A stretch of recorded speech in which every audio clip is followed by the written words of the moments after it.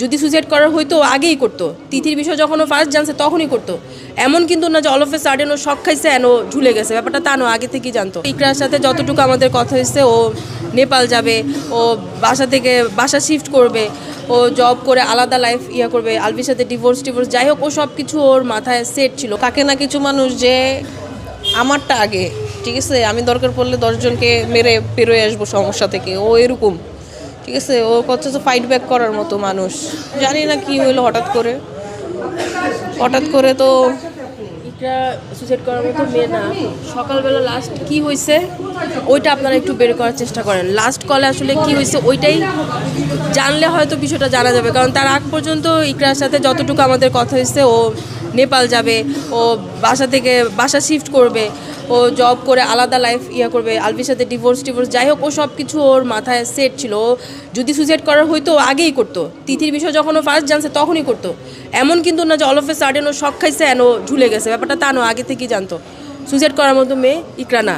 সকালবেলা কী হয়েছে ওইটা নিশ্চয়ই আপনারা তো এগুলো অলরেডি তদন্ত করে বের করে ফেলছেন যে নেপালে যাওয়ার পরে যেই নায়িকার সাথে শুটিং গেছে, নায়িকার বার্থডে গেল, তো ওই বার্থডের দিন বেসিক্যালি ছোট বাচ্চাটাকে তো দেখছেন এতক্ষণে, তো বাবার সাথে কথা বলতে চায়, বাবা পাগল, তো ভিডিও কল দিল ইকরা যে কথা বলবে, তো কেটে দিয়ে ও একটা সিন ক্রিয়েট করলো যে তুমি ইচ্ছে করে এখানে সিন ক্রিয়েট করতেছো বা তুমি দেখতে চাচ্ছ আমি কার সাথে আছি এই জন্য ভিডিও কল দিচ্ছ। তো ও বলছে না, তোমার ছেলে দেখতে চাচ্ছে, দেখে দিচ্ছি।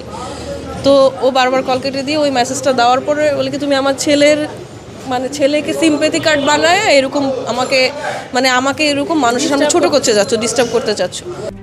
RICL TMX, যুগের পর যুগ স্থাপনা থাকে মজবুত। তো এই জিনিসটা নিয়ে ওর কথা হচ্ছে কি, ভাই তুমি আমাকে যা ইচ্ছা বলো, তোমার কেন মনে হবে যে আমি আমার সন্তানকে নিয়ে তোমার কাছে, আমি তোমাকে দেখার জন্য বা তোমাকে চেক করার জন্য আমার সন্তানকে নিয়ে মিথ্যা কথা বলবো। তখনই হচ্ছে গিয়ে এইগুলো নিয়েও একটু রাগারাগি করে।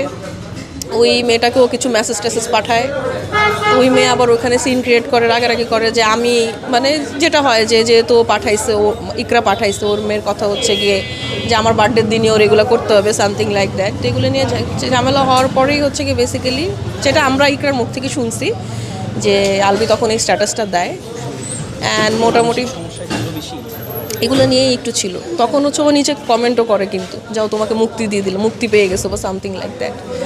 তখন ওর আমরা আবার জিজ্ঞেস করি যে কী হয়েছে, এটা আমরা যে এই জিনিসগুলো নিয়ে কথা হয়েছে এগুলো আমাদের কাছে আসে না, আমি আজকে দিব, কালকে থেকে আমি এসব মানসিক অবস্থায় নাই, আমি এখন পর্যন্ত দিতে পারি নাই, পোস্ট করবো। আমাদের কাছে স্ক্রিনশট যা আছে আমরা এগুলো নিয়ে সাজায় গুছায় একটা পোস্ট করে দিব, না আপনারা পেয়ে যাবেন। আপনারা অলরেডি অনেক স্ক্রিনশট পেয়েছেন, অনেকেই শেয়ার করেছে।